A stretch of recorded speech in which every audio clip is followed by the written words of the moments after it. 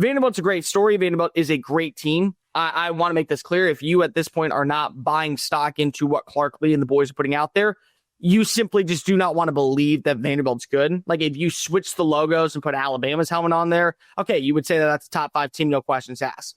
But the difference is that at the end of the day, we still have to look at player composition. Player composition leans in favor of Mizzou in so many different facets.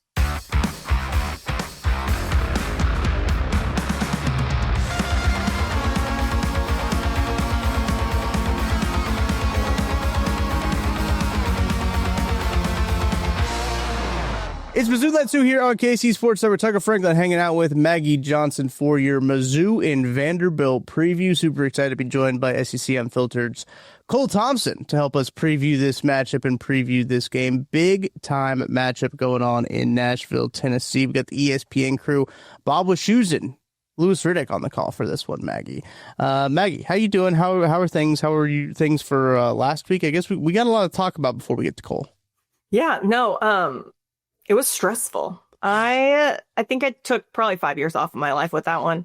But, you know, finding a way to win on the road in the SEC has been a struggle for the Missouri Tigers. Yeah. You know, and you're playing a team that, although they've been down most of the season, Auburn's been down most of the season, they've brought teams down to their level. Almost every game they played. They barely beat Texas A&M. They barely lost to Texas A&M. Who was the other one? Oklahoma. Yep, another close game. So they bring you down to their level, and because their defense is so good, not because you're playing badly, right? You know, but they bring you down because their defense is so good. It's actually pretty elite. So it was a very stressful game, but Eli, Bo, all of them finding a way to win that game in double overtime was huge. It was, and it was a big kind of monkey off the back moment. I think Eli Drinkwitz talked about that earlier or later this week. I think it was on his Tiger Talk when he was talking about just like going after, especially losing the way that they did in, what was that, 2021? 2022. 2022. Golly, that was so long ago, it feels like. I know. And the way that they did in that game at Jordan Hare, and then being able to go and then win at that game. And then a lot of the coaching staff having Auburn ties, him included, and being told that they weren't good enough. You know, we talk a little bit about coaching here with Cole Thompson coming up, but that's a part of it as well. Is that like Eli Drinkwitz has been told a couple times in a couple stops he's not been good enough for some of these places, and for him to continually prove that wrong. I know there were some people clowning on Eli Drinkwitz for celebrating winning a double overtime game against Auburn because Auburn's not great, but like I thought T-Bob, who's now at Barstool, who was down in Baton Rouge, had a really good explanation. Like he quote tweeted the tweet of somebody like saying like, "Oh, you just beat a 4-win team." Of like, hey, I mean, you get 14 of these Saturdays every year. You prepare for 14 of these Saturdays every year. You want your coach celebrating like every single game's a big win, and I think that's a great way to put it. And look, finding a way to win on the road. Yes, first game on the road. They're coming off of a loss to Alabama, their first loss of the season. There was a big, there needed to be a big response there, and they came out slow. They didn't play probably their best game that they could have played. Their offense was tough to watch at some points. I mean, they couldn't really get Ahmad Hardy going.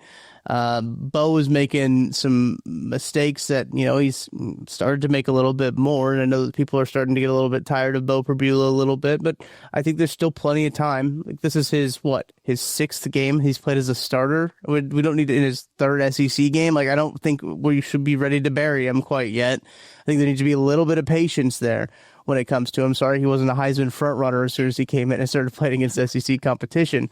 But I think that like no matter the I guess the ranking of the opponent or like how the opponent has been, Auburn has a tough defense. Like that's the other part of it is Auburn's a very good defensive team. And you mentioned like having all those other games that they've played that like, the teams have gone down in the muck with them. That's because their defense is so good. It's because their defense can keep those teams in the muck.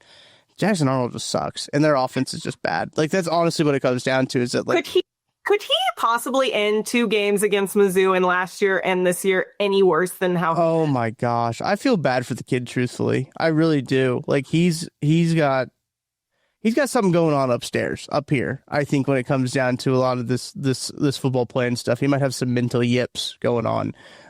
Because like overall, like he was a 5-star. Like he was a 5-star. Wasn't he like Texas player, like Gatorade Player of the Year or something? Yeah, I mean, he was highly touted. He wasn't a bad football. I really don't think he is a bad football player. I think he's got all the talent in the world, but I think he might need to go to like Texas State or something. He might need to go to UTSA or like something to figure some stuff out. But I don't know. But that's really what it comes down to, is that Auburn's offense was inept. Missouri's defense was able to find answers when they needed to. Missouri's offense answered when they needed to. And that's they also have some great wide receivers. I mean, Cam Coleman is a great wide receiver. He's going to be playing on Sundays. 100%. Singletary, is it Singletary or Singleton? Singleton. Another great one. Like, they have some great players. Jackson Arnold also had some wide receivers drop some balls too. And I was thinking about it this way. I'm like, Mizzou's gotten lucky with a couple of those this season. Kansas had some big drops as well. So where our secondary is ranked in our pass defense, I don't think really lines up, like meshes with what it is. But at the end of the day, you got out of that game. You only gave up 17 points. Right. And you move on to a top 10 Vanderbilt team. Yep. Like we said, Auburn is not as bad as their record indicates. You have to win that game, though. It is an absolute must-win game. Mm-hmm. And you see teams like Texas going on the road and struggling in overtime against Kentucky. So every week, and I know we say this, and I don't think we'll have very many non-SEC fan bases in our comment section. Yeah. But like, it is a gauntlet. It is a gauntlet. How are you going to dig deep and find that will to win? I don't blame Drink 1 ounce for stepping up on that side thing and celebrating that win. Because at the end of the day, I also want a coach that has passion and believes in his team and celebrates the wins with his team and takes accountability for the losses. I think that's who Drink is. Yeah, 100%. And it's been a good I think that was good to see. The further I get away from that Auburn game, there was like a little bit of frustration of like, wow, it really feels like they should have beat that team by a lot more. There's a lot of missed opportunities. But the further I get away from it, you got to realize that, like, man, this is SEC, and like the parity in this league, I think is higher than it's ever been in quite some time. I mean, look, you're talking about a top 15 matchup with Vanderbilt and Missouri being college game day this week. Who would have thought? It's legitimately crazy. College game day does go to Vanderbilt. We'll talk about that a little bit with Cole here in a little bit. But I do want to talk about, Maggie, before we get to that. Donovan Olubade. What a day for him. And it's time. I had tweeted out. It's very funny.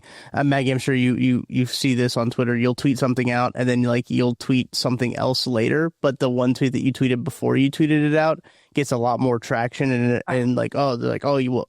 Then all the replies say the same thing of like what you already said. So then I had to like go and like be like, hey guys, like, yeah. In my tweet I said we're almost to the point where Donovan Olubade needs to be on the field at every snap.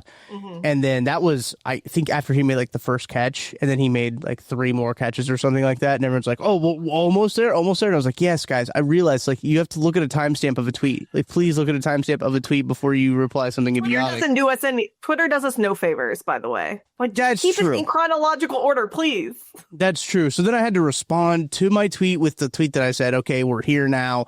And then so people would stop responding the same thing over and over, because they also do that, where people just respond the same thing. When somebody says one thing, they're just like, oh, let's just pair it in the replies. Anyway, Donovan Olubade had a hell of a day. He led Missouri for the second straight game with 69 receiving yards. He made 5 catches to reach his career best in both catches and yards. He also had a 27-yarder to match his career long in terms of yardage, the longest play of his career. Josh Manning also had a big day as well. It's nice to see like these tertiary pieces, we'll call them, outside of the usual suspects of Kevin Coleman and Marquise Johnson have a lot of yardage there. And look, they've got a incredibly talented wide receiver, and what they need to do is just get the ball and they get the ball in those guys' hands and let them kind of cook. The screen game I thought was working really well. The quick screens is a good way to get the ball out of their hands. their offensive line's been playing really well. I know they haven't ran the ball very well. Like Ahmad Hardy had 2 touchdowns, but he didn't have nearly the statistical day that we've been used to seeing Ahmad Hardy have. But he did double his carries from Alabama. Thank God. He had about the same amount of yards, but that's another. That still drives me nuts that people are like, Alabama just shut him down, and I'm like, well, he only had 12 Stop carries. running the ball. Yeah. They went away from the way that we know that we need to win games, which I think is going to be big this week, and I think we're going to get back into it. But like you said, I do like Donovan Olubade. I like Josh Manning, and I know Kevin Coleman is so reliable, especially on those third downs. I don't want him to become like a third down receiver, but he is so good in those third down situations. But like, I truly believe that it's Olubade, Coleman, and Josh Manning in our 1-2-3 right now, even though I love Marquise Johnson. But if we can't get those deep balls to him with him beating guys, I don't know if that's like really his spot, on that outside. So yeah, I really like those 3 wide receivers. I think they're going to have a chance to have a big day against a Vanderbilt secondary that is pretty suspect. Yeah, Mizzou's got to protect. That's going to be the big thing is the pass protection as well.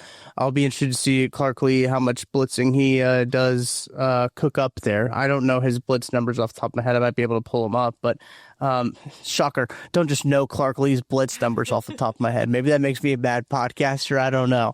But if I did, put it in the comments. Right. If I did, I'd probably be a sicko. And you guys would say like, ew, how come you know that? That's so weird. Looking up here. Oh no, this doesn't have blitz numbers on it. That's too bad. But you look at Vanderbilt, their defensive success rate is 44th in the country. Missouri's is at 9. Their offensive success rate second. Missouri is in terms of EPA, they're at 13. So I mean,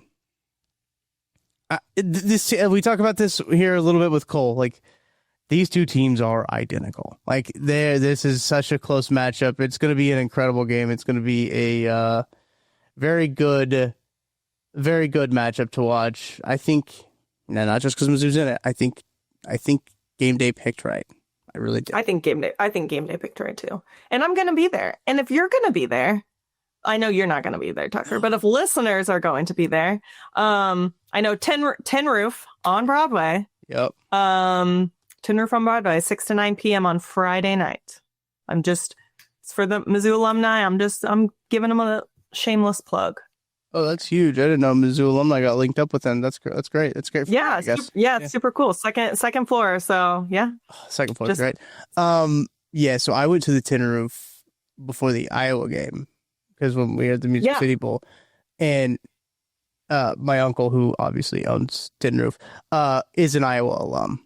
So that was really fun for me. I think I might have been wearing this exact pullover that I was wearing. But, it's all black and yellow. Everyone kind of meshed in together. But, no, it's a great spot. I'm good. I'm glad that you guys, that the alumni got mixed in there. And they're going to have a great tailgate. I'm very excited. For this game. I'm actually, Maggie, going to the... it's pumpkin patch season. You know the vibes. So we're sneaking in a pumpkin patch. And when you're engaged, you're hitting up them. We are sneaking in a pumpkin patch visit. And I said, we got to be back by 2:30. I said, can we make it happen? We're rope dropping the pumpkin patch. We are going to get it right when it opens, and we are speed running it. We are speed running the pumpkin patch before Missouri takes on, before they take on Vanderbilt. I mean, next weekend's the bye week though, right? But next weekend's the weekend after Halloween. No, next weekend is Halloween. Oh, that's right. On Friday. Oh, because Friday's Halloween. Mm-hmm. Oh. Yeah. And usually that's when Pumpkin Patch closes. Yeah, because everyone wants their pumpkins to carve their pumpkins. Oh, yeah. Yeah. So this is probably like the last week. Oh, crap. It's going to be good thing you're hitting it up. You better get there, Rope Trump. Yeah, we are blitzing it. We are engaging. Go, Tara. I'll have blitz. We're speedrunning it. Grab your donuts as we cop it. Get in here, get that side apple cider. We're gonna speed run the maze. We got to go get our pumpkins, jump in the corn pit. We're gonna do all of it. And then I'll be back. I'll have the post game show though, guys. So don't worry. I'll have the post game show live reaction. Hopefully it's a good live reaction. I remember I was doing these post-game shows, Maggie. So the day I moved into this house that I have now that I'm currently in was the day of the Mizzou A&M game. Oh, yeah. Yeah. You did move in on that game day. I did move in on that game day, and that was not fun. No. Yeah, we need to Fix that. here's the thing. We didn't pick a winner of this game with Cool. No. I'm just telling you right now. I'm back in, I think with our episode with Cousin Shane, we did preview picks. I think we did the preview picks with Cousin Shane, not with Cole. I think we did. And I'm perfect up till now. Oh. So I am going to stick with, maybe I'm not going to say what it is, but I'm going to stick with whatever I said was supposed to happen. It's written out. Or you can go back and listen to that episode. Yeah, just go back and listen to it. I don't know if I wrote it down anywhere. Yeah, no, I remember I was lower than you guys were on Mizzou, so don't go back and listen to mine. Yeah. Don't listen to mine. Well, I can't. Did you pick us to beat South Carolina or lose South Carolina? I don't remember. I think I might have been drinking the Kool-Aid for South Carolina early on. I think I was a big on Lenore Sellers. Turns out he sucks. Yeah. Turns out the offensive line kind of matters a little bit. I think I had them at 9-3. Yeah, I think that's what my final is with them, but we're still. I think we had different games. I do remember. I think we had different losses. I might have picked the Auburn game as a loss, as like a sneaky loss, though, if I remember correctly. It could have been a sneaky loss, but I don't remember. But I mean, we're getting into the meat of it after this one. Obviously, Missouri will have a bye week, but let's focus on this game here with Cole Thompson, as you see Unfiltered. Here is Cole. Cole is very gracious with his time. We told him, Cole, hey man, just 20 minutes. We just need 20 minutes for you. As you're looking at the link of this podcast, you realize we went longer than 20 minutes with Cole. So we do appreciate Cole and SEC Unfiltered and everything those guys do over there. So let's take a break first, and then we will get into our conversation with Cole Thompson.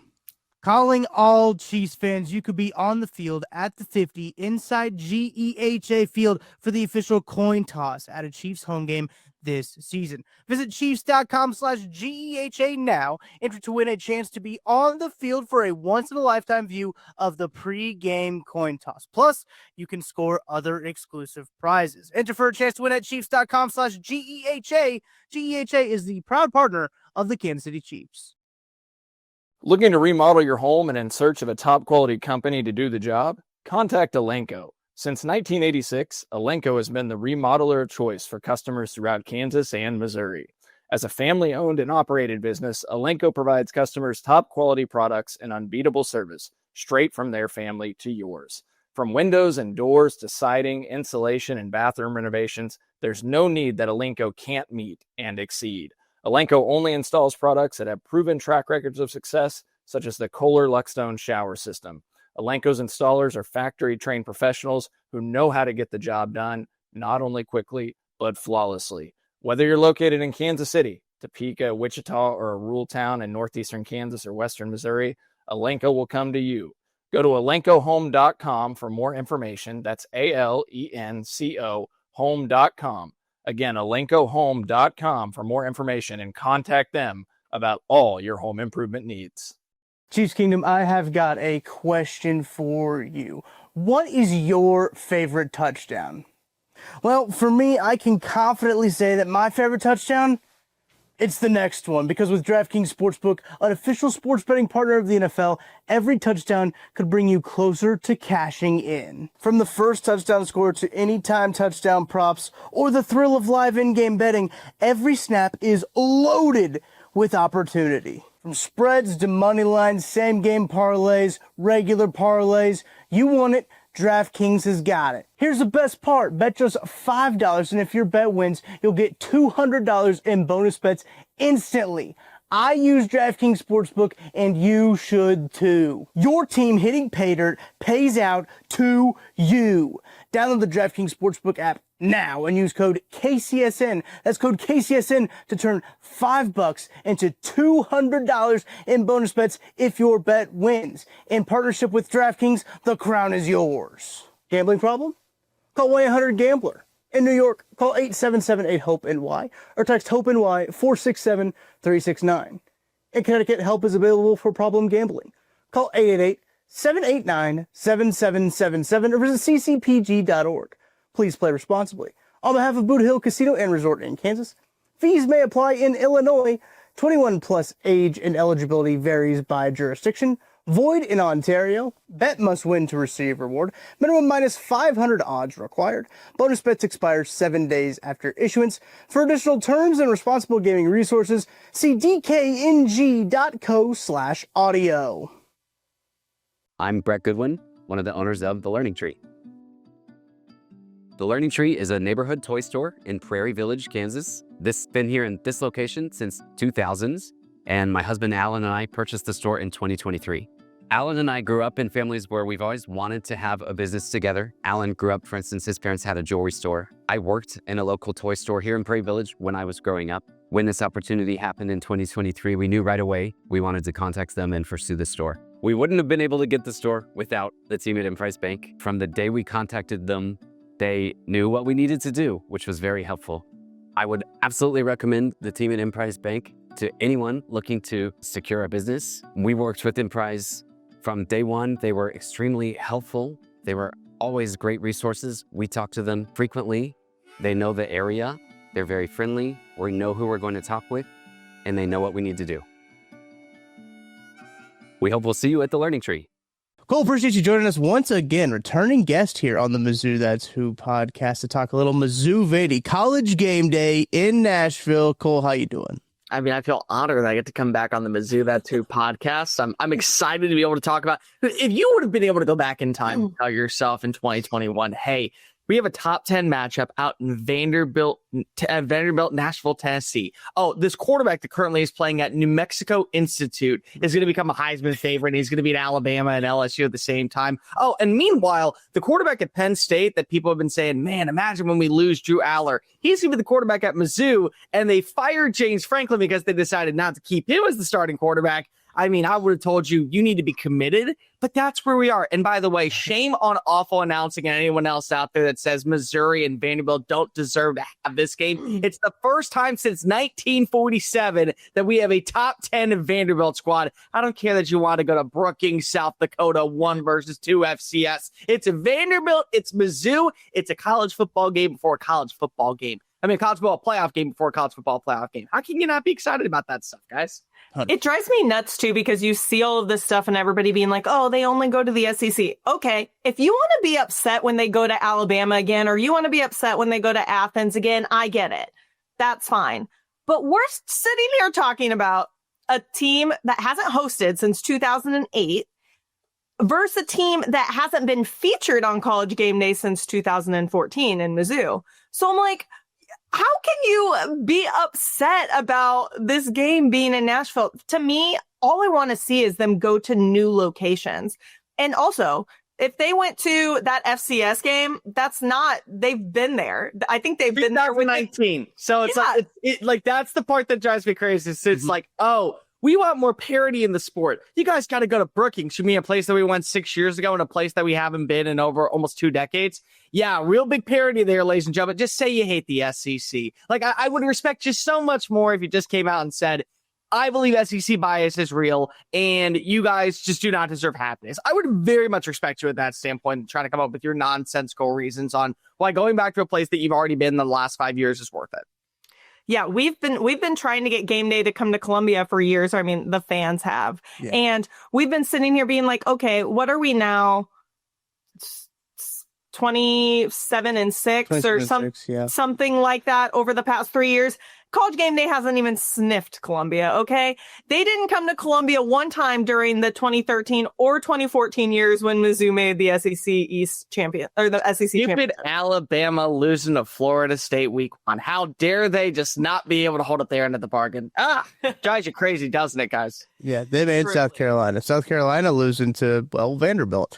And then it made them not coming to Columbia. But both of them just dreadful. How dare you not? We pay you all this money to be impressive and get College Game into Columbia, and you guys can't do your part? Shame. Just absolute shame on you. Travesty. I did love Eli Drinkwitz's approach to this matchup as taking the gritty underdog role, right, in the matchup against Vanderbilt, which is it's a very funny sentence to say, right, still, Cole, about Missouri being an underdog against Vanderbilt, or really anyone being an underdog against Vanderbilt, right? Last year, I was actually, Maggie and I were talking about this before we started recording. I was at the game last year that Missouri and Vanderbilt played, the double overtime game where there were 6 missed field goals combined by both teams, and an incredible, thrilling game. And some people I've seen mentioned on Twitter the last time the Tigers had a thrilling 2 overtime victory over a team, they went and had a ranked matchup right afterwards.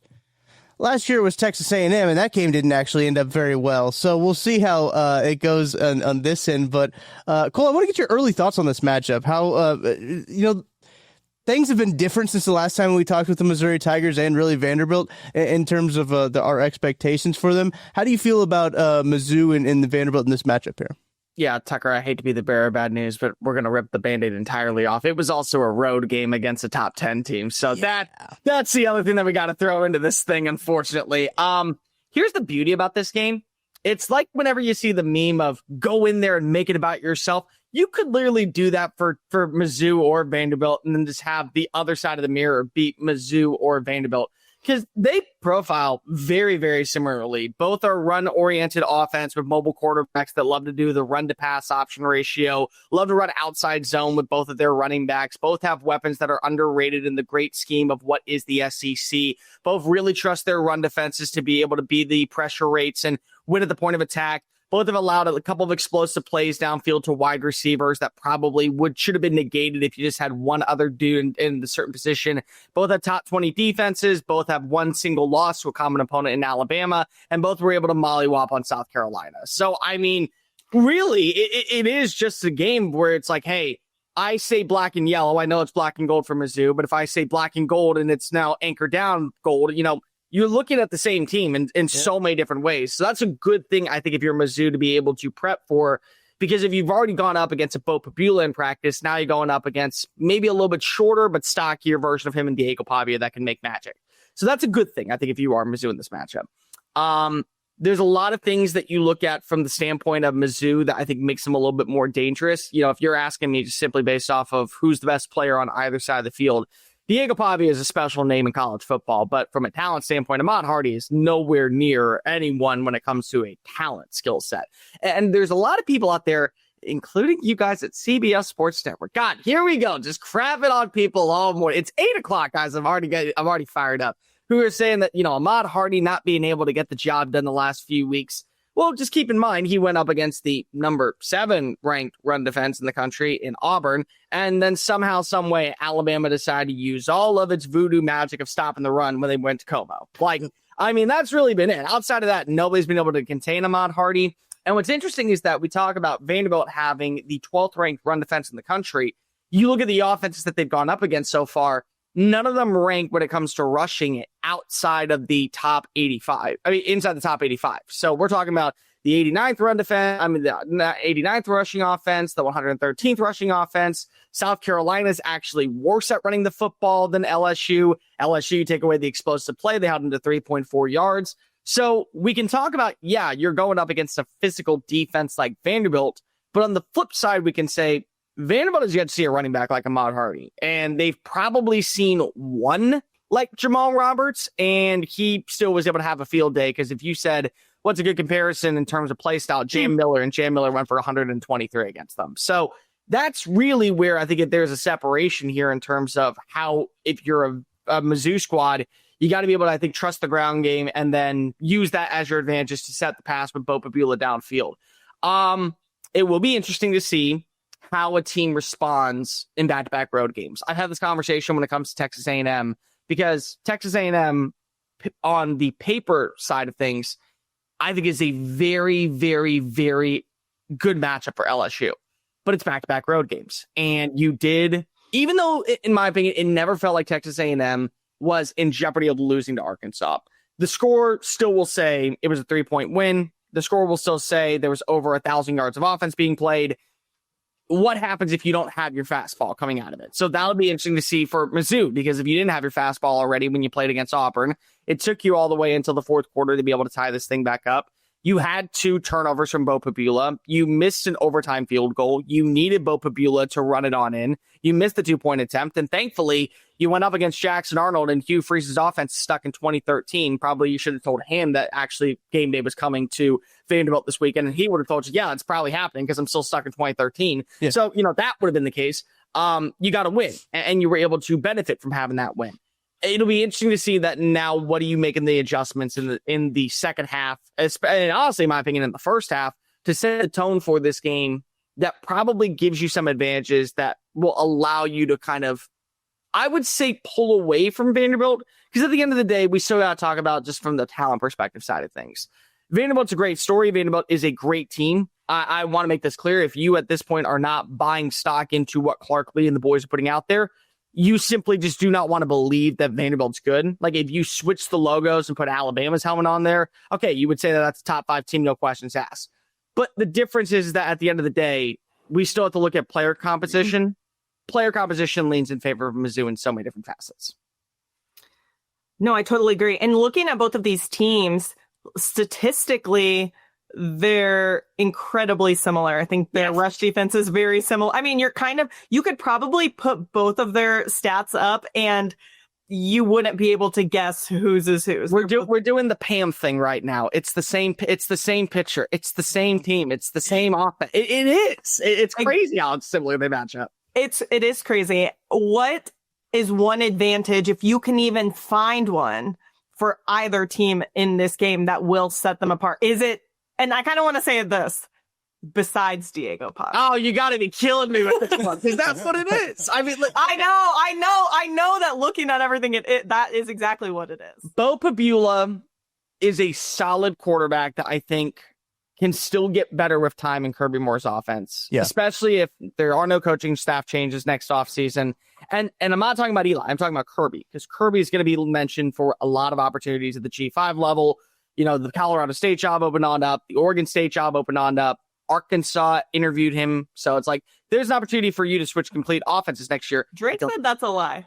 I believe it's a lie. Nobody's interviewing in the middle of the season, especially an offense coordinator. Like, can we stop that? But Marcus Freeman apparently turned down Florida. Just remember, guys, he turned down Florida in the middle of a season while he's preparing for a college football playoff run. So just believe what Twitter tells you, ladies and gentlemen. That's the society we live in.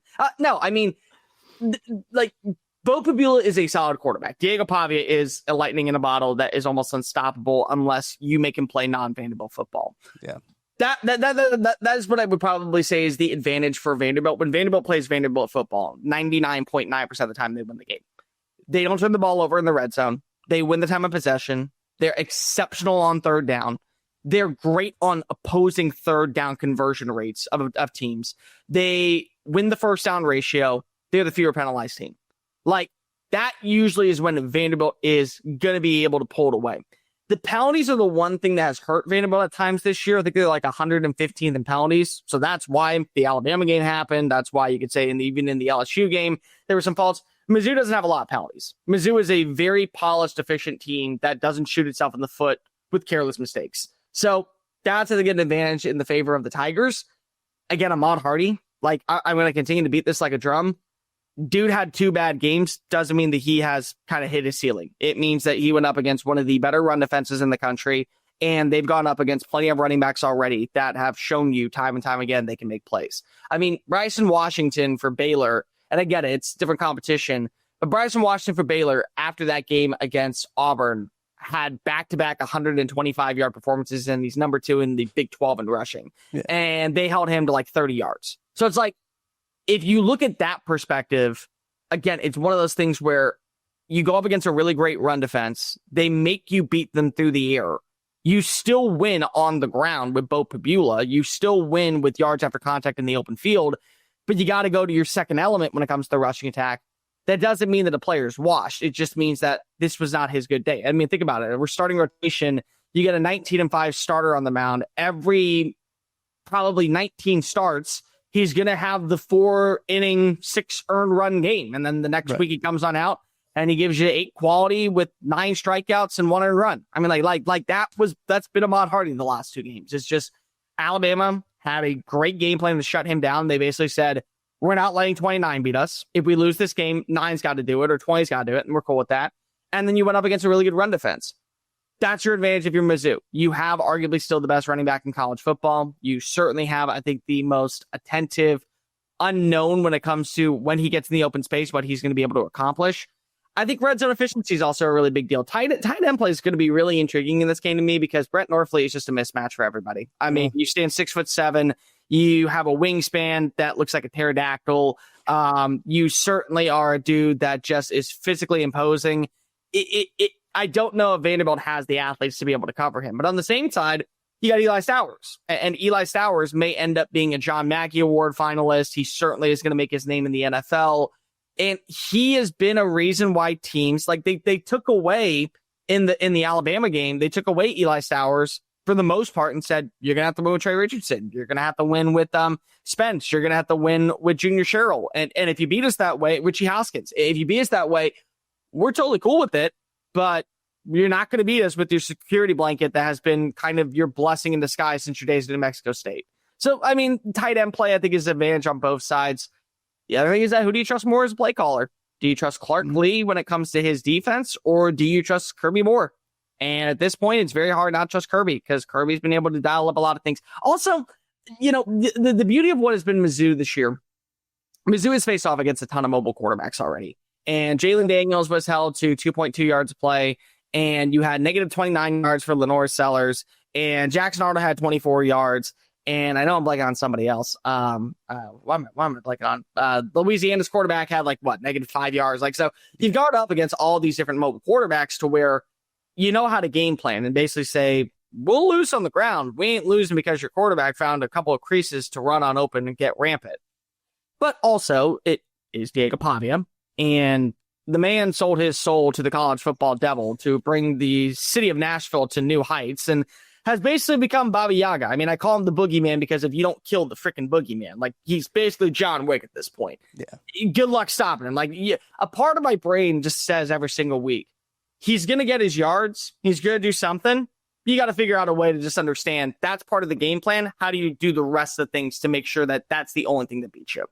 Yeah, I think that's a really great kind of insight into Diego Pavia, and it's been it just feels like it's been so long ago. We were watching him run all over New Mexico, and he's pissing on the field at New Mexico State, and he's doing all that kind of crazy shit that he was doing. But Tucker, he beat Hugh Freeze at Auburn, and then Hugh Freeze said, "Not a good enough quarterback for me," and he has the funniest thing possible on the horizon with the game against the Tigers to beat Hugh Freeze 4 times and then watch him get fired because if he did not bring him in as a quarterback. That would be incredible. I picked Arkansas to win this weekend, but a part of me, just deep down in the back of my brain, because if I had a bold prediction saying that Hugh Freeze was going to get swept by Diego Pavia, needs him to stay employed one more week. That's true. I need to see it happen. That is true. That is incredible. I want to talk about Missouri's defensive line, too, because we really saw those guys step up, especially late in the game against Auburn down there and Jordan Hare.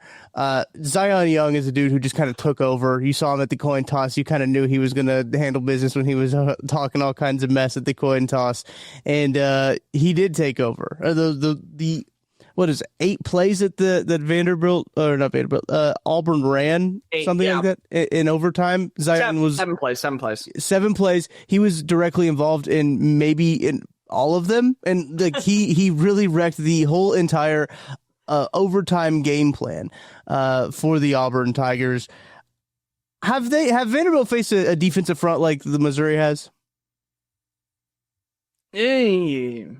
I mean, LSU still got pressure. The problem was that Diego Pavia was able to kind of understand the pressure rate, even if he didn't see it, step on up and evade the sack.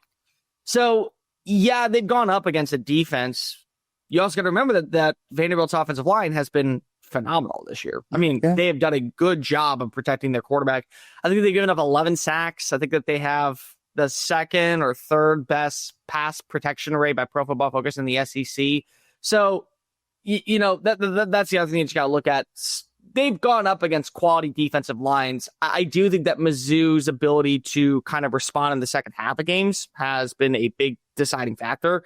I mean, we could talk about Zion Young and what we saw last week against Auburn, but the Alabama game coming out of the break, them being able to get the strip on Ty Simpson and then set themselves up in short field position to get in the end zone with Bo Pabula. I mean, that touchdown and that momentum doesn't swing back in favor of the Tigers if your defensive line isn't able to win its one-on-ones. And Alabama's offensive line, for as bad as it's looked at times, it's also looked elite. So that's another thing to where it's like, you could definitely win those advantages.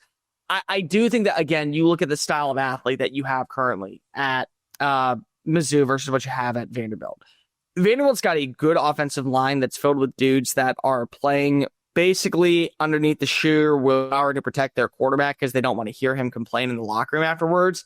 But at the same time, they are still players that we saw from Conference USA. They are still players that we saw from the Sun Belt. And credit, the strength and conditioning staff at Vanderbilt has done a good job of building them up for SEC competition, and that's why they're playing at an elite level right now.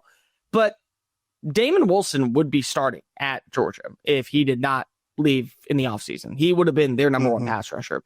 Zion Young, you could drop him in any single school in America, and he would probably still have the exact same results. Chris McClendon has been phenomenal as a run stopper. You look at some other guys that are like depth pieces with Sterling Webb and Darius Smith. They would have a role. And then you got linebacker play with Nicholas Rodriguez, Josiah Trotter, what you got with Dante McClellan in some capacity, not Dante McClellan, Tristan Newson in some capacity. Like there's places you have like all this depth on the secondary of the defensive line and the front seven that allows you to be able to make plays. So yeah, I mean, like Vandy's faced off against a good defensive line. I think that the beauty of what has been Mizzou this year is that there's a lot of continuity from last season that you were able to build upon. And that's allowed them to be able to win most of their one-on-one battles. And again, you look at what has been so good for, I think, the version of LSU. LSU has a great secondary. Like LSU has AJ Halsey and Mansur Delane, and before he decided to enter the transfer portal, Aaron Sparks, and then they have DJ Pickett, and they have Tamarcus Cooley, who can all make plays. And they're still, I think, the 19th or 18th ranked run defense in the country, and Mizzou 7th. And Mizzou doesn't have that same secondary. So that says a lot about what you have in your front seven that's just able to win its one-on-one battles, and you're not getting the covered sacks downfield. That is one of my keys to the game, is to find the way to put that pressure on Diego without letting him get out of the pocket, because we do have some weaknesses in that secondary. Do you see any other weaknesses for Mizzou that could possibly create that mismatch?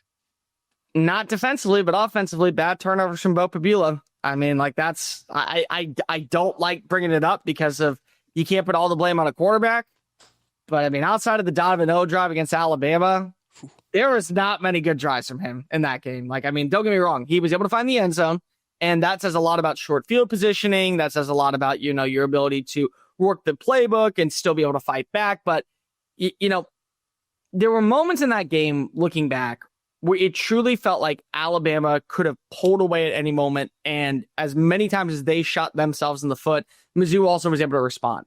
But then you got to remember that there were plays that Butler, if you just connect, if you just hit Kevin Coleman across the middle of the field for a gain of 18, and it's not an overthrow, that's a first down and it's not a punt.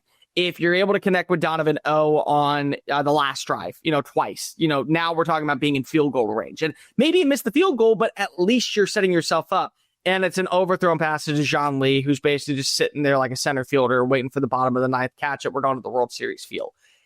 You still have athletes in the back end for Vanderbilt. The good news is Vanderbilt's secondary problems are just like Mizzou's secondary problems. They do allow explosive plays. And the tackling at times has been horrendous for Vanderbilt, especially when you get a player in space. I mean, the trade as Green play was a beautiful design by an offense coordinator who probably is facing the hot seat talk right now with Joe Sloan, where he got everybody to go to the left and then Trey Green goes to the right. And it's a one-on-one battle. But the Xavier Thomas play, I mean, don't get me wrong, great 62-yard touchdown run. But Xavier Thomas probably should have been tackled for a loss of 2, should have been tackled for a gain of 3, should have been tackled for a gain of 15, and nobody just wanted to bring him down to where okay, here we go. Problem solved. This is where we're at. So, Bo Pabula, again, the fear for me, and this is, again, it's real, but it's not supposed to come off as like negative in a way. But the fear for me is that the moment gets too big for him and he's going to have that game-winning drive and we can't see it. And again, he did it in double overtime last week against Auburn, and he was able to find his way into the end zone. And that's what people will remember, is that they won a football game because he had a drive to work with. He also started at the 25-yard line and not at the 15-yard line of his own end zone. And that's where the fear is that you're going to ask him with 90 seconds to go, can you go 75? And we need a touchdown. We do not need a field goal. We need a touchdown. And they're going to rush you. And you got to know when to throw, and you got to know when to tuck and run. And you can't just wait for a wide receiver to get open, and you can't second guess yourself. If you see an avenue, dude, take off and run. Like, I'd rather you gain 6 and hit reset, and we be living in 2nd and 4 or 3rd and 2, than you be in 3rd and 18, or you, God forbid, throw a turnover, and Diego Pavia, who was practicing, already taking a QB knee, that he's already able to go ahead and use that. Like that's the last thing you want to see. And it's a fear. It is. I hate to say it, but it is a fear. I think it's understandable. I know there's a lot of there's a faction of Missouri fans that are already upset with Bo Pabula and how he's played so far this year, and there's also a faction of Missouri fans also upset with Kirby Moore and in the play calling. I mean, there's a bit of frustration and angst there when it comes to the Missouri offense, and understandably so when you have all of the talents that they have on that side of the ball. They got a ton of talent. And the wide receiver room, running backs got a ton of talent. Bo, truthfully, has a ton of talent as well. He's just very raw. I was kind of looking at some of the advanced numbers, S&P Plus. Parker Fleming does has his Stats and Wars CFB graphs. I was looking at those just to kind of their matchup comparisons. This game is as close as you could probably pick a game here. I'm looking at the S&P Plus from Bill Connolly here. He has the spread, his projected spread at 0.2 points, and the projected score 28-28 right now. So like this is a game that is a legit coin toss. He's given the 51% nod to Vanderbilt, but he would take Missouri against the spread at -3.5 to Vanderbilt right now. It is an incredibly close game. Looking over at Parker's, I think he has it's a projected 29-25 score for him. So he has a 55% win probability to Vanderbilt. Probably a lot of that being a home field advantage in that. Yeah. Like you're just getting the home field advantage nod in that. And what we've been talking about pretty much the whole time, right, is that this game is going to be incredibly close. It's going to be an incredibly good game. And look, I think Game Day picked a banger. Like I think this game is going to be, the atmosphere is going to be great. I mean, I know that you guys already talked about how Game Day wanted to go to South Dakota, North Dakota, or whatever. They were trying to be bullied to leave Nashville, Tennessee. Like, you really need to bully someone to leave Nashville, Tennessee. How dare you? Yeah, you can't do that. Unreal. But I do this matchup incredibly close. I'm excited to watch every little bit of it. But Maggie, I know that you had some coaching carousel questions because it can't seem like we can go a podcast without talking about where Eli Drinkwitz is going to be coaching next year. We got to talk about if it's going to be Penn State, Florida, Mizzou. What if the job is going to open on up in the next few weeks? Maybe Arkansas as well. Throw that one in there. Who knows? Yeah. I will say before we do move on, what I will be the most interested in is, does either side build a 14-0 lead? To me, I think will be really interesting because of who can build on the lead. If one of these two can build on the lead, that might be the separator. Because of, again, Tucker, Maggie, you're looking in the mirror. You literally are. And it's just like, oh, we have a lighter shade of gold. We have a darker shade of gold. You're the same team. You're the same. Get rid of the tiger paw and drop the anchor, and you're the exact same team. Like, that's what you are, guys. It's nice to see that when I said 28-27 as my final score prediction, that, again, most people are on the same page. It's right there. Like, you get it. The interesting thing about that, too, is, oh, sorry, I just like to throw in my pen. They're so similar, but I think because they have the same types of weaknesses, you know how to attack them. Yes. I feel like if Missouri can get that passing game going and really make those explosive plays in that secondary, they know that because that's what they're not good at. Yeah. So I think if they can figure that out. Another thing with the getting down the 14-0 and stuff like that, is Mizzou's kind of found themselves in those positions multiple times this season and has been able to kind of rally back. They let Auburn easily score in the game last week. I mean, they made it look too easy, and I was getting kind of nervous. Obviously, we were down 21-6 to Kansas as well. I think that Mizzou has that ability to make those comebacks. I just don't know if you want to be in that position with a team like Vanderbilt, who's gritty, who needs this just like you need it. A lot of your season is on the line, which is kind of what I wanted to ask you about what you felt like was on the line with this game. I agree you don't want to get down, but I think if you do get down, there is still a little bit of hope, but just don't put yourself in that position. Yeah, I mean, there's a lot on the line for both. You know, you still look at the schedule for LSU. I mean, for Vanderbilt, they have to take on Tennessee. We don't know what, like, Tennessee, when it's on point, can still be a 9+ win team, maybe even be a dark horse to go to the college football playoff. They still have games against Texas. I mean, there's still some matchups to where you lose this one, you don't give yourself the border. You don't give yourself the bumpers on the bowling ring to be able to just kind of go ahead and hit the strike. Same thing goes for Mizzou. I mean, it does. I will say at the start of the year, I had you guys going 9-3. I still think that 9-3 is very much in the works. And even with the loss or winning here, 9-3 is still very much in the works. You got Texas A&M, that right now is the only undefeated team in the SEC. You got to go play against Oklahoma on the road at Oklahoma, and it is a night and day different offense from what you saw a season ago. And then you unfortunately have to go up against Bobby Petrino and Fayetteville. And we're at a point where he has basically turned into the Joker from The Dark Knight, and probably every athletic director is just looking at Eli Drinkwitz and going, some men just want to watch the world burn.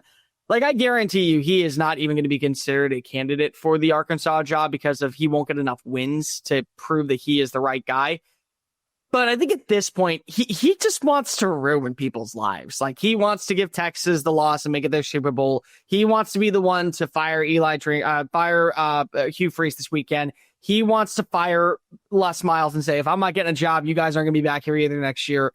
Like, the way I described it yesterday, we're doing the preview, is he's like Staff Sergeant Barnes in the movie Platoon, where he has gone complete AWOL and lost his mind. And unfortunately for Taylor Green, he's Charlie Sheen, just kind of along for the ride at this point because of things are about to go really south out there. So again, I mean, like, that's what Mizzou's schedule is on right now. So 9-3 is still possible even with the win.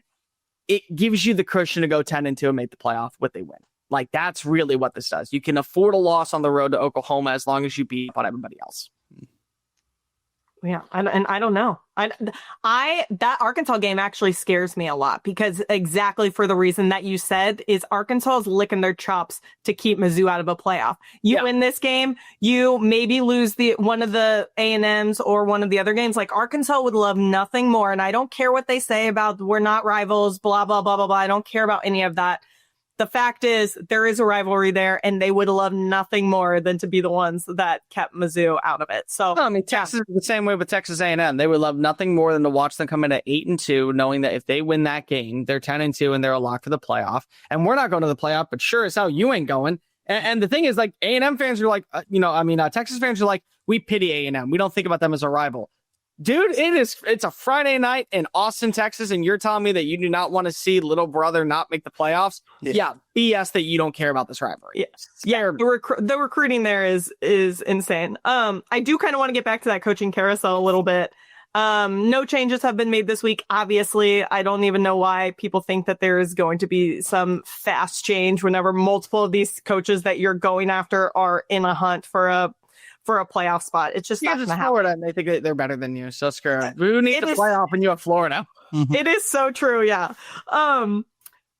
Drink came out, had his press conference, finally said something. Or it wasn't a press conference. It was on the Paul Feinbaum show. And finally said something about how, Twitter isn't real. Everything you're hearing, there is no top 5 list. Phone calls aren't being made. Things like that.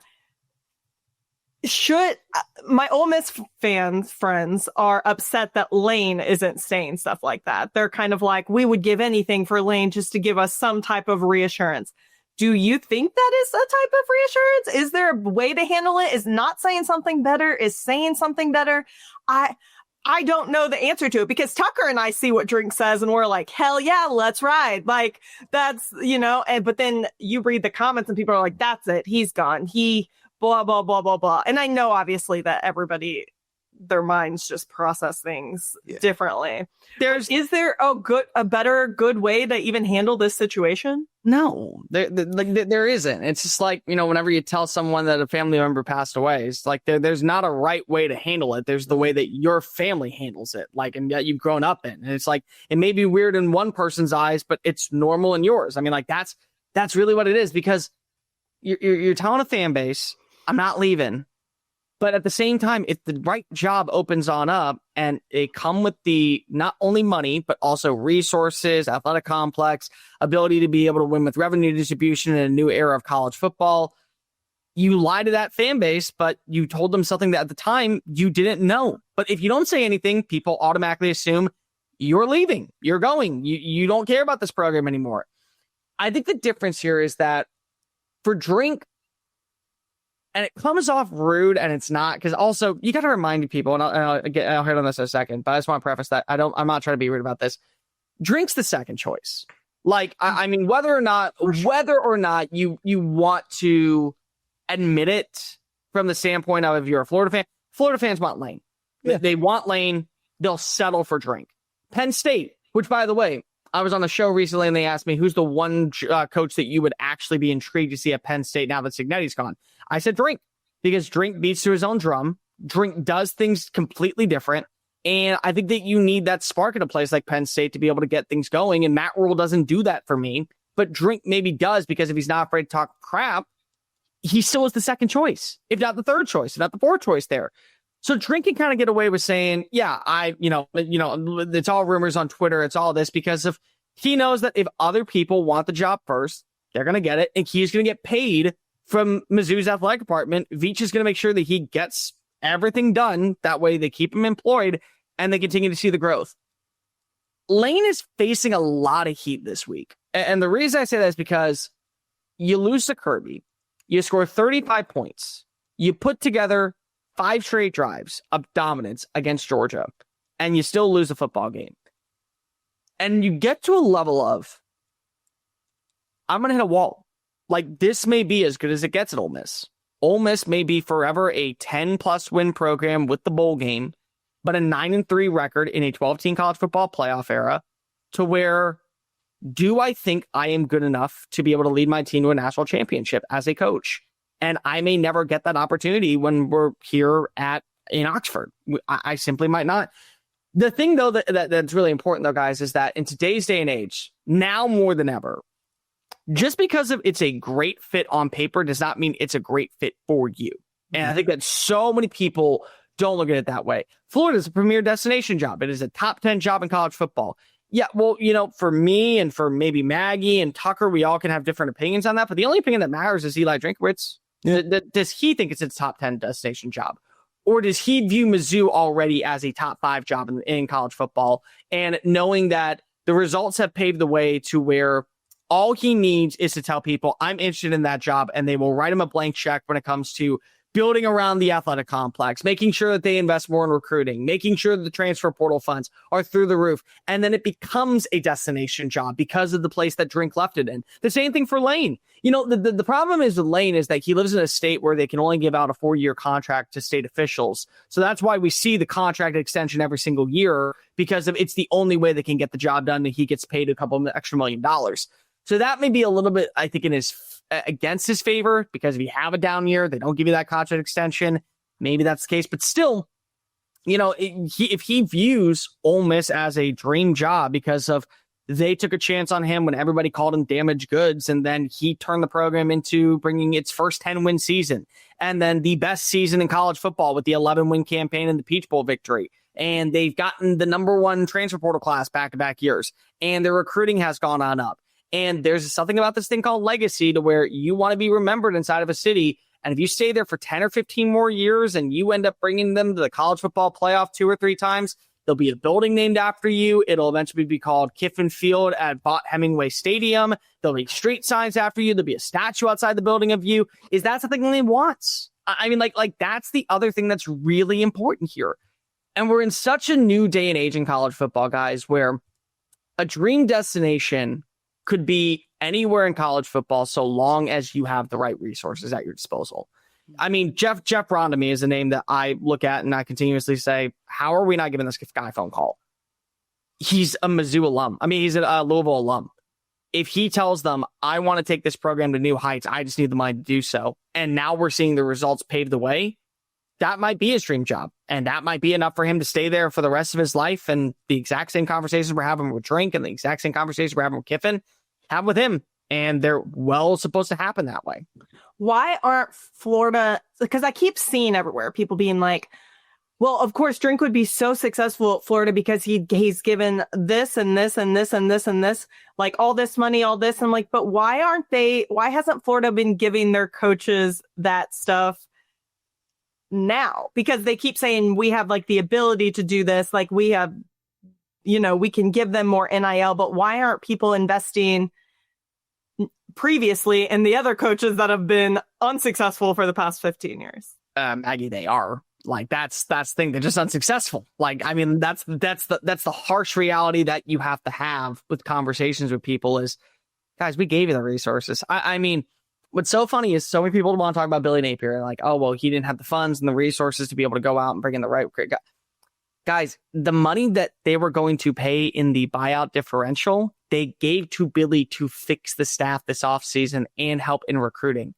That money was used on making sure they brought in more players in the portal. That money was used on fixing some personnel members. That money was supposed to be used to hire an offensive coordinator and bring in a play caller. And ultimately, he didn't want to do that. And that was his demise. Like, they've given money. The thing is that, and this is where, again, I come off as an asshole, and I'm not trying to at all. The thing is that if you were just to go ahead and compare programs. Yeah. Mizzou has a great program. Mizzou has a great state-of-the-art athletic complex. They have a great training staff. They have a great strength and conditioning staff. They have a great nutrition staff. Florida has an elite one. I mean, like, if you've ever been able to step foot inside of that building and the resources that are abundant there, you understand why. Like, you have to have that conversation just because of what is at your disposal. They also have money, and they have money that constantly you have delusional Florida fans that will say, here, funnel more in, funnel more in, funnel more in. And do you have that in the state of Mississippi and in the state of Missouri to where eventually they just go, guys, the well's dry. Like this is what we have for the next 2 years while we build a profit up, where you don't have to worry about that in a place like Florida because the well may be dry at one person's house, but then you go 2 doors over and knock on and say, hey, $30 million, please. Oh, I haven't donated in the last 6 years. Here you go. And then you just move on. And that might be the difference. But it comes down to coaching. I mean, like, that's the bottom line. And at the end of the day, guys, if you have a good coach, you have a shot. Kalen DeBoer, as an Alabama grad, it honestly disgusts me to see how many people didn't realize, yeah, the Vanderbilt game was inexcusable and the Oklahoma game was inexcusable, but do you really think that this guy's not going to be able to figure it out? Mm-hmm. Like, what he's been able to accomplish over his entire coaching tenure, 11-2 back-to-back, 11-2 and then 14-0 back-to-back years with the Heisman Trophy quarterback, and they already have a lot of the resources in play. You really mean to tell me that he's not that good of a coach and he won't figure it out? You got to have the right coach. And I think that Lane and Drink at this point have proven themselves time and time again, and for different reasons, but they could be the right coach at Florida to bring them to national titles. The difference is that Lane has, I think, an identity that works for the state of Florida that will absolutely be able to sell to the program, sell to the kids, a proof of concept of the transfer portal working in your favor. Yeah. For Drink, the thing that I think stands out about him is his humility that is not shown enough of, I know I got to make changes. Because he was 1 foot out the door at Mizzou when he was the play caller and then said, no, I got to make a change. Let's go hire this kid named Kirby Moore and see what happens. And now you have back-to-back 10-win seasons. Yeah. I mean, like, the ability to understand and adapt and realize I need to make this switch or I will not be employed much longer was the downfall of Billy Napier, and it won't be the downfall of Eli Drinkwitz if you were to take a job anywhere else outside of Missouri. I think that is the underrated part about Eli Drinkwitz in his tenure in Missouri. His ability to hire coordinators has been insane. Just like you talk about Blake Baker, how he went out to LSU, and pretty rocky time at LSU so far for him and Blake Baker there. But then he brings in Corey Batoon, who's been a pretty, like, they did not miss a beat. They brought in, obviously, Kirby Moore to help him with the play calling issue. That was a big part of Missouri fans. I can remember Maggie and I having podcasts talking about, like, hey, we gotta figure something out here, Drink. Like we can't have you with your hands in the offense pot too. You gotta be doing a lot of different stuff in the program. And we've seen him. He had a hot recruiting week in high school this past week too. So like he's recruiting. He's hit the transfer portal really well. So it is. And I remember when I think Gabe DeArmond asked him this question about how he kind of handles the coaching carousel stuff. And he started off by saying, like, what a testament it is to the University of Missouri. What a testament it is to the university and the job that we've done here. And I think that's a great way to put it. It's a great way to understand it. I know there's always going to be people with whatever he says. They're going to be like, well, he should have said something more. He should have signed a blood oath contract when he was asked a question. But I think the way that Eli's handled it has been perfect. I think he said everything that you want to hear your head coach of your football team and the guy who's leading your program say. I don't know if we could ask for really anything more. I know it's unrealistic to say, oh, he should sign a lifetime contract right now every time he's asked about it. But I think that, you know, you brought up kind of the vibes, I'll say in air quotes, of the two guys. Like, Eli doesn't really fit the Florida vibe, right? And I think Lane Kiffin is way more of a Florida vibes guy than what Eli would be. And there's so much there, I think, with the situation, what Eli's built here to kind of make it everything that he's wanted, everything that he's asked for at the University of Missouri, he's gotten. He's already a top 10 paid head coach. I don't know, like, how much more you could want. He runs Columbia. I mean, he's got 3 young kids now, and like, do you really want, like, the family aspect of it? Do you really want to move your family and uproot your family to go to a completely different state, a completely different time zone, to try to restart everything again when you already have a lot of what you have here? There's a lot of different variables, as you mentioned. I thought that was a really good point that you brought up, Cole, about just like it could be a good job for us. But for Eli Drinkwitz, is it a good job? Is it a good job? Is it a good job for Lane Kiffin? I think that's a wonderful way to put it. And again, like to the Mizzou fans out there, they're like, oh, how dare he say, you know, what a testament to the university. Guys, you're Missouri and you have places like Penn State and Florida State that in the national spotlight want the Missouri head coach. Like, that's a compliment. Like, it's not an insult because of he is being rumored to be in that conversation. The thing that's going to be really, really interesting, especially in this new day and age in college football, is how many coaches actually do leave for these prime locations when maybe they could stay at a place where, number one, they know what the expectation is. I mean, this is not a slide at Mizzou or Ole Miss, but if they were to go 10-2 and make the college football playoff this year, and 10-2 and make the college football playoff next year, and then they go 7-5 one year, nobody's going to be bitching because of they were able to go to the playoff, maybe win a playoff game. They're allowed to have a season of regression as long as the next year you get back to 9-3, 10-2, and you're right back in the hunt. At Penn State, you go 7-5, you're on the hot seat the following season, even if you went to the playoff the year before. So that's number one. Number two, it's no longer about the pageantry and the history and the ambiance of being at Beaver Stadium or Bryant-Denny or Death Valley. It's about the money. That's what this comes down to. And it's not about the money for you. It's about the money that goes toward the program. How much can we funnel in revenue distribution every single year to keep our team in a position where we will be successful? Like, Indiana is a C-level job in the Big Ten, and Cignetti is going to turn that place into an A-level job because of the promises that have been made by the university and the boosters on what we're going to be willing to funnel and give you advantages to win in the portal, win in recruiting, and turn this thing into a legitimate program that has sustainability. And that's what every coach wants to hear at this point, that I can have all of these resources to work with that put me in a better position because I have no life outside of football. If I don't have a kid and I don't have a wife, I have no life outside of this. This is what I do on the regular, and I need to be able to have as many advantages as possible to get to that standpoint. And I think the third thing that we got to remind ourselves on is, do you want to have a legacy? And legacy is so important to a lot of people because we have this thing called egos. We do. Egos run the world, whether we like it or not. And you want to be able to go back when you're 90 years old and have the cane and you're spitting and drooling and crapping in your diaper. You're like, my name's on the building. Like, you want to have that feeling. You do. And the crazy part is Alabama did not become Alabama until they landed Bear Bryant, who turned the program into what it was today. Vince Dooley turned Georgia into the respectable program that now Kirby Smart has followed in the legacy of, and for an extent, Mark Richt did. Link, I mean, everyone's got to remember, LSU was a walking dumpster fire before Nick Saban got there. And then Saban changed the way that we view the culture to where in some mindsets, it's the most premier job in the SEC because of the resources that you have. When you get that coach that leaves that legacy, you know what that eventually does? it turns you into Alabama. It turns you into Georgia, into USC, because of there is a track record of sustainability, and you have the right coach that got you from the one spot to the next one. And maybe that's Drink at Mizzou, and maybe that's Lane at Ole Miss, and maybe it's not.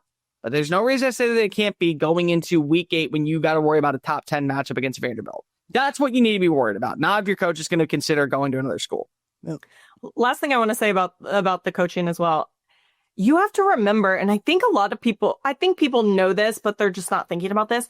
Drink is petty as hell. Oh, yeah. Drink wants to be like the top dog, which he is in Columbia. I don't think it would sit very well with him being the backup choice anywhere. Right. Because I don't think everybody's seeing her be like, throw everything at Lane, throw anything that he wants, give it to him. And if Lane says no, I don't see Drink being like, well, cool, I guess I'll go and take this job that my friend didn't want. Like, I just don't know if I see Drink as being that type of person. I think Drink would want to be that number one priority. And I don't think that Florida, I honestly don't even think that Penn State, I don't think either team he is their number one choice. If you put a gun to my head today and said, Eli Drinkwitz is going to take a job this offseason, he's leaving Missouri, which one do you think he takes? It's Penn State. Because I can tell you right now, he is number 2 at Florida. Yeah. And everyone knows he's number 2 at Florida. He knows he's number 2 at Florida. I mean, it's the worst kept secret that boosters and Scott Strickland want Lane Kiffin. Yeah. They are fiending over him. They are salivating. They are looking at it like it is a prime rib that has been aged 3 weeks and they're about ready to cut it. That's Lane. That's that piece of meat. They know it. And so you got Drink over here, who still brings up stuff from 2021 and 2020, brings up stuff from his App State days. I mean, like that's how petty the man is never going to be okay being sloppy seconds. He's never going to be content with that. I think Penn State, because of right now, it is such an interesting job where we don't have a good gauge. Matt Rule may end up being the alum, but he may not be the most well-received because of his track record. Mm-hmm. Kirk Cignetti is not taking the job. And we don't know if they want to go with Kirk because of Kirk's 62 years old and he's on the older side and maybe doesn't want it.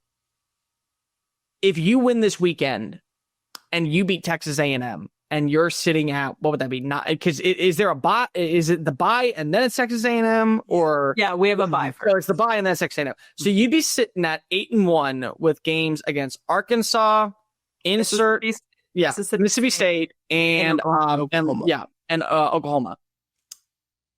If you're 11-1, that's pretty good for Pat Kraft to say, you're not a second choice. You are a first choice. Yeah.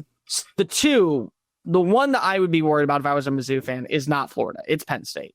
Because Penn State may be able to talk themselves into before any news gets out there that they really do like Eli Drinkwitz and they think that he is top choice. Florida, you are sloppy seconds. So I'm honestly, I think Penn State is the only job that you have to worry about if you're Mizzou. Because Auburn's going to fire Hugh Freeze by the season's end. You're not going to Auburn. Like Auburn at this point, there's not enough money in the world for me to deal with the Yellowwood people. Yep, Florida State's going to fire Mike Norvell. I'm not leaving a place like Mizzou to go to the ACC. I'm just not. Right. I don't think Clemson is going to move off of Dabo. If that job opened on up, I don't know if the boosters would even want a guy like Drinkwitz. So again, Penn State is the one that I'm sitting here, and I'm intrigued. I'm nervous. I'm not saying I know what's going to happen. But I'm not even looking down in Gainesville, Florida. I'm like, okay, let's look at the glass half full. He won't be in the SEC to remind us of what was our right. Like that would be the way I would have this conversation. But it'd be Penn State. It wouldn't be Florida. Well, Cole, appreciate your time. I know we said we would do like 20 minutes, and we always end up every time. I know that, guys. Every time we've done this, I think we've said, yeah, we'll do a quick 20, and then we'll be good. Nope, we're on for 50. So I do appreciate your time, Cole, and spend some time previewing this game with Maggie and I on the pod.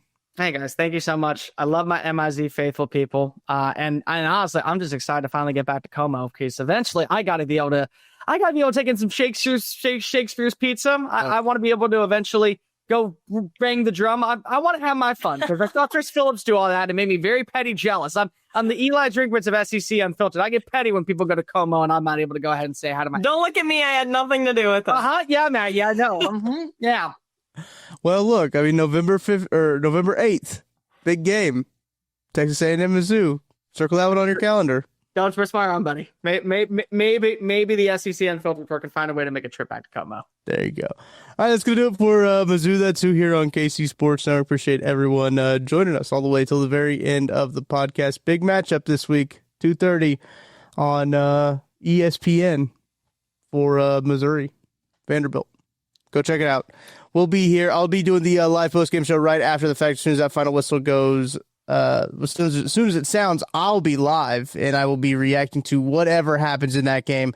Sometimes it's not good because the Alabama game, I kind of had to figure out what I was going to say pretty quick, and I was not prepared for that. But I do appreciate everyone who joins in and hangs out with me at the time. But for Maggie Johnson and Cole Thompson, I'm Tucker Franklin. Thank you guys so much for watching Mizzou That's Who. We will talk to you after Mizzou Vanderbilt.